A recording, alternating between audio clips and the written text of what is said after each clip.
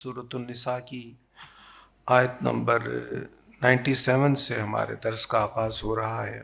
इरशाद है, बेशक फ़रिश्ते जिन लोगों की रूहें इस हाल में कब्ज़ करते हैं कि वो अपनी जानों पर जुल्म करने वाले थे। फ़रिश्ते कहते हैं, तुम किस हाल में थे? वो कहते हैं कि हम ज़मीन में कमज़ोर थे।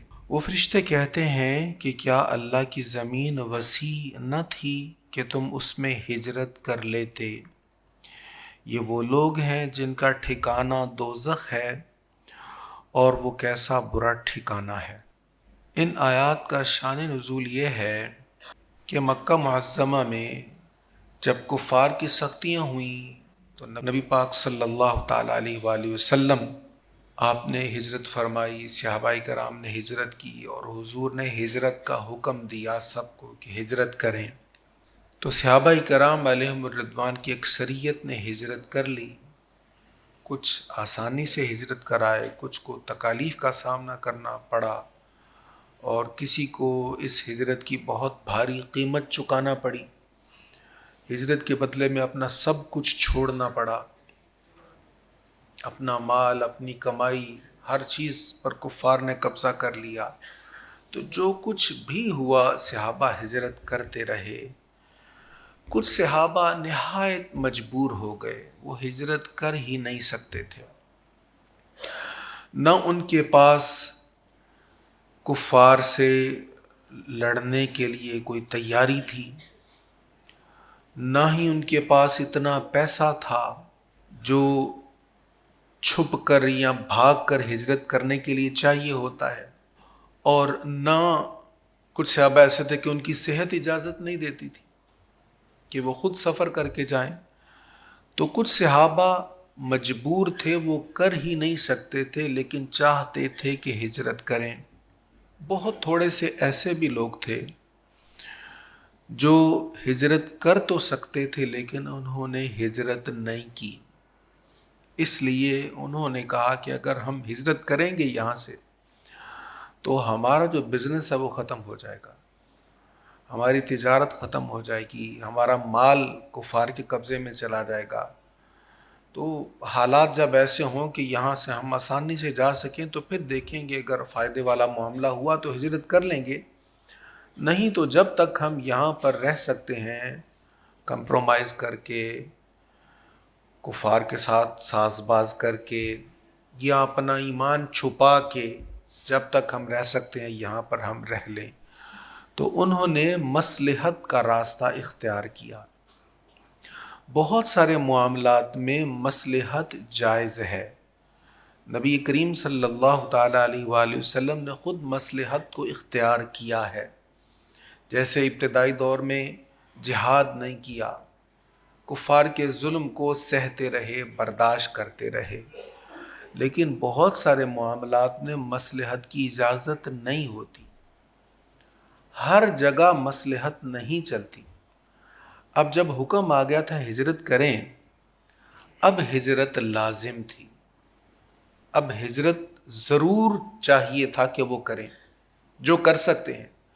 अब माल की खातिर हिजरत को छोड़ना जायज़ नहीं था, या इस वजह से कि मदीना शरीफ में अगर हम चले जाएंगे वहाँ पर पता नहीं हमारी तिजारत अच्छी होगी या नहीं, तो इस तरह के ख़दशों की वजह से अब हिजरत की ममानियत नहीं थी। हिजरत का हुक्म था, हिजरत फ़र्ज़ थी, लेकिन वो फिर भी हिजरत के लिए नहीं निकले।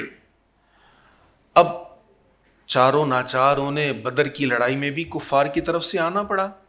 कुफ़ार ने उनको मजबूर किया, चलो हमारे साथ रह रहे हो, मक्का शहर पर यह मसला बन गया, हम सब की इन्वेस्टमेंट है उस तिजारत में जिस तिजारत को मुसलमान रोक रहे थे, तो हम सब का ये मामला है, तुम हमारे साथ, जैसे दीगर इस शहर की जो फ़वाइद हैं, जो ट्रेड है, जो इस शहर की तिजारत है, उसमें तो तुम हिस्सादार हो, तो अब तुम्हें लड़ने के लिए भी हमारे साथ जाना पड़ेगा। अब वो लड़ने के लिए उन्हें मजबूरन जाना पड़ा, ना चाहते हुए भी जाना पड़ा। अब उनमें से कुछ उस जिहाद में, उस जंग में मुसलमानों की तरफ से मारे भी गए, कुछ कैद भी हुए।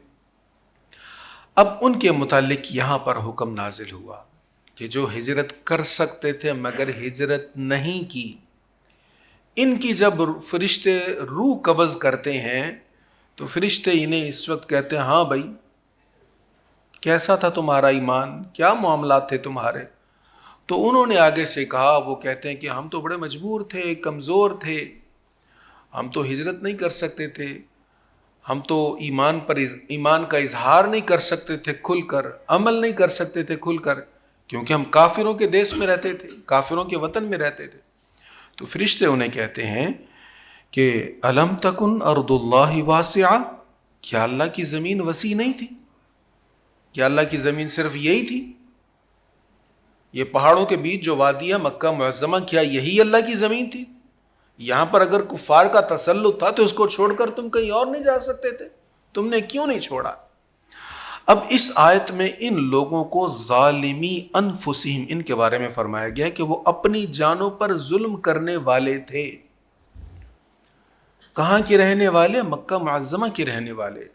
جب ان پر ہجرت فرض تھی، یہ اب کی بات نہیں ہے نا، اب تو مکہ معظمہ فتح ہو گیا نا، تو فتح مکہ کے بعد مکہ معظمہ میں رہنا اور وہاں کے آداب کو بجا لاتے ہوئے رہنا یہ بہت بڑی سعادت ہے۔ اللہ ہم سب کو نصیب فرمائے، اور زہ نصیب اللہ ہمیں حج کے ایام میں وہاں رہنا نصیب فرمائے، حج بیت اللہ شریف کی سعادت نصیب فرمائے۔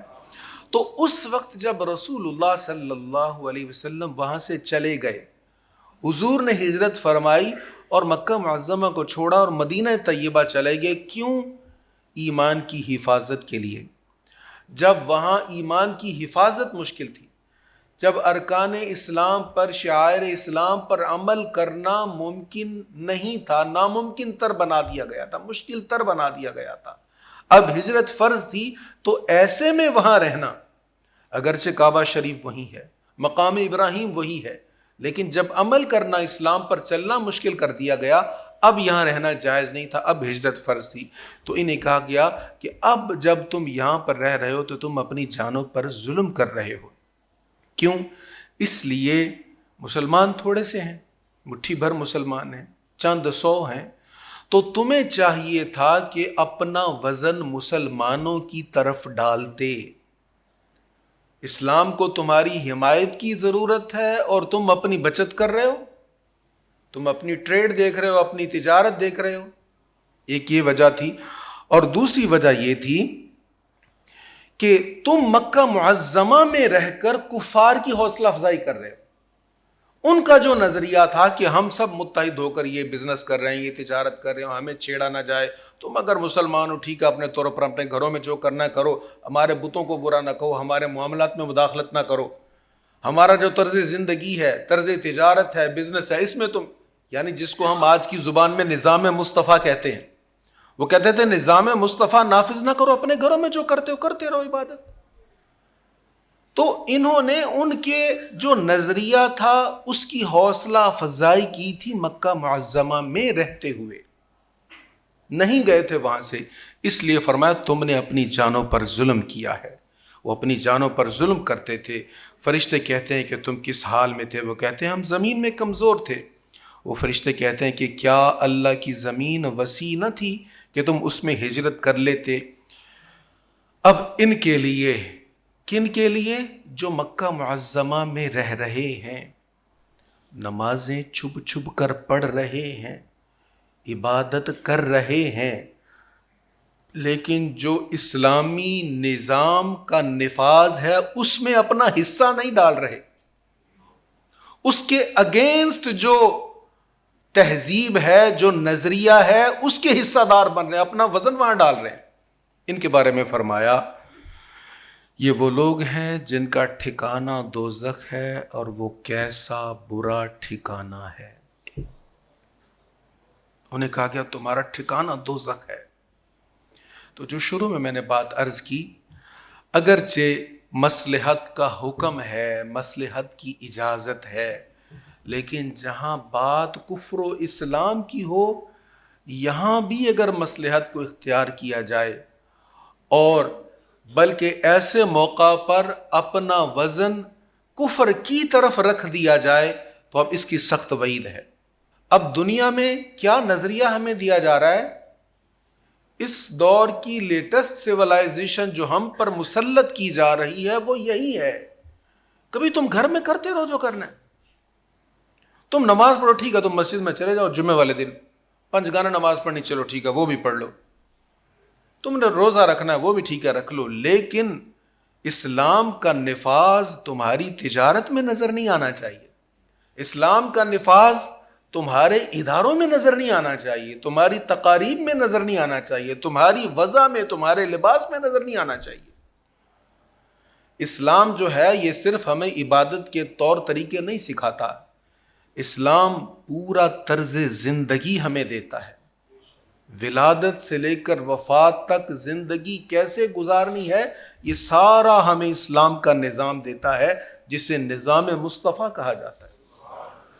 اب دنیا ہماری نمازوں کے خلاف نہیں ہے, وہ نظام مصطفیٰ کے خلاف ہے کہ نظام کہیں نافذ نہ ہو جائے. اور جنہوں نے اپنا وزن اس نظام کی مخالفت میں ڈالا, ان کو اگرچہ مکہ معظمہ میں رہ رہے تھے, ان کو کہا گیا یہ وہ لوگ ہیں جن کا ٹھکانہ دوزخ ہے, اور وہ کیسا برا ٹھکانہ ہے.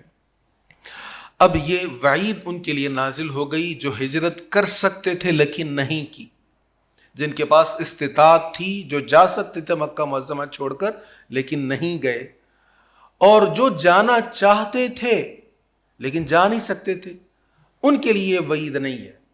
ان کے لیے ایسی کوئی سخت بات نہیں ہے کہ ان کا ٹھکانہ دوزخ ہے. اگلی آیات میں ان کے بارے میں ارشاد ہو رہا ہے, مگر جو واقعی کمزور ہوں, الا المستضعفین, مگر جو واقعی کمزور ہوں, مردوں, عورتوں اور بچوں میں سے, جو کسی خفیہ تدبیر پر قدرت نہ رکھتے ہوں اور نہ راستہ جانتے ہوں, سو یہ وہ لوگ ہیں کہ اللہ عن قریب ان سے درگزر فرمائے گا, اور اللہ بہت معاف کرنے والا, نہایت بخشنے والا ہے. جو کمزور ہوں, چاہے وہ مرد ہیں, عورتیں ہیں, بچے ہیں, ہجرت نہیں کر سکتے, اور ان کے پاس کوئی ہیلہ بھی نہیں ہے, کوئی تدبیر بھی نہیں ہے, کوئی ذریعہ بھی ایسا نہیں ہے کہ کسی طرح وہ وہاں سے نکل سکیں, بالکل وہ پابند ہوئے پڑے, مجبور ہوئے پڑے, یا اس طرح آپ کہیں کہ مکہ معظمہ میں قید ہوئے پڑے ہیں, چاہتے ہیں ہجرت کرنا لیکن ہجرت کرنے پر قادر نہیں ہے, ان کے لیے معافی ہے. اچھا, جب یہ آیات نازل ہوئیں تو حضور صلی اللہ تعالیٰ علیہ وآلہ وسلم کے ایک صحابی تھے جن کا نام ہے جندہ بن ضمرہ یا عیس بن ضمرہ. یہ بوڑھے تھے, یہ بھی ہجرت کرنا چاہتے تھے لیکن کمزور تھے, نہایت ضعیف تھے. اب یہ طویل سفر تھا مکہ معظمہ سے مدینہ منورہ. اب تو 5 گھنٹے اگر بس میں سفر کرنا پڑ جائے تو ہم کہتے ہیں جی بڑا سفر تھا. ان سے پوچھو جن کو کئی دن اونٹنی پر سفر کرتے گزر جاتے تھے. اب پھر ٹرین کی اتنی زبردست سہولت آ گئی, پھر بھی لوگ کہتے ہیں یار سفر تو ہے نا جی, چلو ایک بار ہو جائے, 2 بار نہ ہو, کچھ اس طرح کی تدبیر کریں ہم. تو ہمیں یہ مختصر ترین سفر مشکل لگتا ہے, لیکن وہ سفر واقعی مشکل تھا اس دور میں جو اونٹ پر سفر تھا. کئی دن لگ جاتے تھے وہاں پر, اور صحت مند توانا شخص ہی وہ سفر کر سکتا تھا. معذور لوگ سفر نہیں کر سکتے, یا جن کو کوئی مرض ہوتا تھا وہ سفر نہیں کر سکتے تھے. حضور صلی اللہ علیہ وسلم کی پیاری والدہ ماجدہ, ہماری مائیں ان کی عظمت پہ قربان, ہمارا سب کچھ ان کی شان, ان کی عظمت پر قربان. بخار تھا نا انہیں جب سفر پر روانہ ہوئی, تو اسی بخار کی شدت سفر کی وجہ سے بڑھی, تو ابوا کے مقام پر ان کا وصال با کمال ہوا. اللہ کریم ان کی قبر پر کروڑوں رحمتیں نازل فرمائے. تو اس دور میں یہ سفر آسان نہیں تھا سب کے لیے.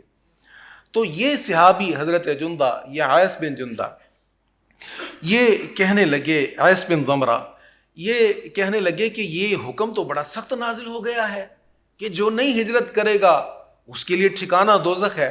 میں اگرچہ سفر نہیں کر سکتا, اگرچہ خود سفر نہیں کر سکتا, تو میرے پاس پیسہ ہے, میں مزدوروں کو ہائر کرتا ہوں, مجھے اٹھا کر لے جائیں. اس نے بندے بلائے اور کہا مجھے جو اس دور میں آسان ترین یا سہولیات سے لبریز جو طریقہ سفر ہو سکتا تھا, جس میں زیادہ سہولت تھی, وہ انہوں نے اس کا اہتمام کیا اور کہا مجھے آرام دہ ڈولی وغیرہ میں بٹھائیں اور مجھے اٹھا کر یا جس طرح بھی ہو مجھے مدینہ طیبہ پہنچا دیں۔ لوگوں نے بہت کہا بابا جی آپ کمزور ہیں، بیمار ہیں، یہ سفر آپ سے نہیں ہوگا، آپ کا کہیں راستے میں انتقال نہ ہو جائے۔ وہ کہتے ہیں مرتا ہوں تو مر جاؤں لیکن در مصطفیٰ پہ جاؤں گا ضرور۔ آپ تو سفر کر ہی نہیں پائیں گے، اتنی سکت نہیں ہے کہ جتنا مجھے حضور کی دہلیز کے قریب لے جا سکتے ہو لے جاؤ۔ اب ان کو اٹھا کر لے گئے۔ اب یہ کہاں پہنچے؟ تنعیم پر، جہاں پہ آج مسجد عائشہ ہے، جہاں سے مکہ معظمہ کے لوگ احرام باندھ لیتے ہیں۔ ویسے بہتر یہ ہے کہ جعرانہ سے جا کر احرام باندھا جائے، کوئی زیادہ فرق نہیں پڑتا، لیکن جو مکہ معظمہ میں ہوں انہوں نے احرام اگر باندھنا ہو عمرہ شریف کا تو ان کو چاہیے کہ جعرانہ سے جا کر احرام باندھا کریں، مسجد عائشہ سے بھی جائز ہو جاتا ہے۔ اچھا، یہ تنعیم کے مقام پر پہنچے، اب روح قفص انصری سے پرواز کر گئی، جسم سے جان نکل گئی، کفار مذاق اڑانے لگ گئے، لو بھئی یہ تو بڑا جا رہا تھا جی مدینہ شریف میں، یہ تو مکہ شریف سے بھی باہر نہیں نکل سکا، 6 میل دور گیا تو اس کی جان نکل گئی۔ تو مذاق اڑایا اور یہ سمجھا کہ یہ جس مقصد کے لیے روانہ ہوئے تو اس میں تو یہ ناکام ہو گئے، تو ان کو ناکام سمجھتے ہوئے کفار نے ان کا مذاق اڑایا۔ صحابہ کرام علیہم الرضوان تک مدینہ طیبہ میں یہ خبر پہنچی تو وہ بھی مغموم ہوئے، حضور علیہ الصلوۃ والتسلیم کو بھی تشویش ہوئی، تو اللہ تعالیٰ نے یہ اگلی آیات نازل فرما دی جس کا میں ترجمہ عرض کرتا ہوں۔ اور جو اللہ کی راہ میں ہجرت کرے گا وہ زمین میں بہت جگہ اور وسعت پائے گا، اور جو اب بالخصوص یہ ان کے متعلق حضرت جندہ بن ضمرہ یا عیس بن ضمرہ کے متعلق یہ اگلا حصہ ہے، اور جو اپنے گھر سے اللہ اور اس کے رسول کی طرف ہجرت کرتا ہوا نکلے پھر اس کو موت پالے تو بے شک اس کا اجر اللہ کے ذمہ کرم پر ثابت ہو گیا، اور اللہ بہت بخشنے والا نہایت رحم فرمانے والا ہے۔ اب دیکھو وہ تو صرف 6 میل کا سفر کیا انہوں نے، پہنچے تو تھے نہیں ادھر، لیکن نیت تھی کہ میں حضور کی بارگاہ میں پہنچوں چاہے موت ہی کیوں نہ آ جائے، جتنا سفر کر سکتا ہے کروں، میں نے حضور کی بارگاہ میں جانا ہے۔ اب ان کو کہا گیا کہ اس کا اجر اللہ کے ذمہ کرم پر ثابت ہو گیا، یعنی اللہ نے اپنے ذمہ کرم پر اپنی مہربانی سے خود پر یہ واجب کر دیا میں اس کو ضرور اجر دوں گا، اگرچہ ہجرت پوری نہیں ہوئی ان کی، صرف نکلے ہی تھے۔ اب دیکھیں نا کتاب الایمان میں امام بخاری نے اس حدیث مبارکہ کو لکھا، بلکہ بخاری شریف کی سب سے پہلی حدیث ہے، انما الاعمال بالنیات، عملوں کا دار و مدار نیتوں پر ہے۔ اب یہ حدیث لمبی ہے، صرف ایک حصہ عام طور پہ پڑھا جاتا ہے، وہ ہمیں یاد بھی ہے۔ اب اس کی تفصیل میں نبی پاک علیہ الصلوۃ والسلام نے فرمایا جس نے ہجرت اس لیے کی کہ اللہ اور اس کے رسول کی رضا چاہنے کے لیے تو اس کی ہجرت اللہ اور اس کے رسول کے لیے ہی ہے، اور جس نے ہجرت اس لیے کی کہ میں وہاں جا کے مال کماؤں گا یا کسی خاتون سے شادی کرنا اور وہ وہاں پر ہے تو اسے شادی کروں گا، تو جس مقصد کے لیے اس نے ہجرت کی ہے اسی کے لیے اس کی ہجرت ہے۔ مال کے لیے اگر کسی نے ہجرت کی کہ میری تجارت اچھی ہوگی وہاں پر، اب ہجرت تو اس نے بھی کی، صحابہ کے ساتھ کی، لیکن اس کو ہجرت والا اجر نہیں ملا۔ ایک نے عمل کیا پورا صحابہ کے ساتھ کیا، اجر نہیں ملا، کیونکہ نیت میں رضائے الہی نہ تھی، نیت اللہ اور اس کے رسول کی طرف ہجرت کی نہ تھی۔ اب ان کی نیت اللہ اور اس کے رسول کی طرف ہجرت کی تھی، ہجرت پوری ہوئی نہیں، صرف 6 میل سفر ہوا، اللہ کہہ رہا ہے میں پورا اجر عطا فرماؤں گا۔ اب اس میں حضور اسلام کی مسلم شریف میں ایک اور حدیث ہے، سرکار علیہ الصلوۃ والسلام نے فرمایا کہ انسان جب نیکی کا ارادہ کرتا ہے، خلاصہ عرض کر رہا ہوں، جب نیکی کا ارادہ کرتا ہے نا اللہ اس کو ثواب دے دیتا ہے۔ اچھا، جب وہ اس پر عمل کر لیتا ہے تو پھر عمل کی کوالٹی کیسی ہے، کتنی اچھی نیت ہے، رضا الہی کا جذبہ کتنا زیادہ، اتنا زیادہ اللہ ثواب عطا فرماتا ہے، 700 گنا تک بھی ثواب مل جاتا ہے۔ لیکن اگر کوئی بندہ گناہ کا ارادہ کرے، اللہ گناہ نہیں لکھتا نامہ اعمال میں جب تک وہ کرتا نہیں ہے، اس کو موقع دیتا رہتا اپنا ارادہ بدل لے، بندے اپنا ارادہ بدل لے، جب تک وہ کر نہیں لے گا اس کو گناہ نہیں ہوگا۔ یہ اللہ تعالیٰ کی رحمت ہے کہ نیکی کا محض ارادہ کرے تو اللہ اجر عطا فرما دیتا ہے۔ اس لیے ان احادیث کی روشنی میں محدثین کرام یہ تاکید کرتے ہیں کہ جب بھی کوئی نیک کام کا جذبہ دل میں ہو تو ارادہ کر لو، نیت کر لو، اللہ اجر عطا فرمائے گا۔ یہ آیت نمبر 100 ہے سورۃ النساء کی، اور آج ہمارے الحمدللہ اس سلسلے کے 100 دروس مکمل ہو گئے۔ آج ہماری یہ 100ویں نشست تھی، اور اب تک ہم نے 75 رکوع قرآن مجید کی ہم نے پڑھ لی ہیں۔ ایک رکوع سورہ فاتحہ کا، پھر 40 رکوع بقرہ شریف کے، 20 رکوع آل عمران کے، اور تقریباً 14 رکوع یہ ہیں، تو 75 رکوع ہمارے سلسلے میں ہوئے۔ جب شروع کیا تھا تو اس وقت تو میرا خیال تھا شاید ہم 2 سال میں اس کو کر لیں گے، لیکن 2 سال ہمارے ہونے والے ہیں، ذی الحج میں ہمیں 2 سال ہو جائیں گے، تو ابھی تک یہ 75 رکوع ہوئے ہیں۔ تو دعا یہ فرمائیں اس میں جو جو غلطی، خطا، لغزش ہوئی ہے، اللہ تعالیٰ اس کو معاف فرما دے، اس سلسلہ کو کامیاب فرمائے۔ اس کے بعد میں نے دیکھا بہت سارے لوگ درس قرآن کریم کے ذوق میں تشریف لانا شروع ہوئے۔ کچھ ساتھی ہمارے کم بھی ہوئے جن کا وہ ایک خاص ذوق تھا جو پہلے انداز ہوتا تھا بیان کا، چند ساتھی کم ہوئے ہیں، لیکن بہت سارے ساتھی درس قرآن کی وجہ سے ہمارے اس جمعہ کے سلسلے میں آنا شروع ہوئے ہیں۔ اللہ کریم سب کو جزائے خیر عطا فرمائے، اور ہمارا یہ سلسلہ جاری و ساری رکھے، اس کو قبول فرمائے۔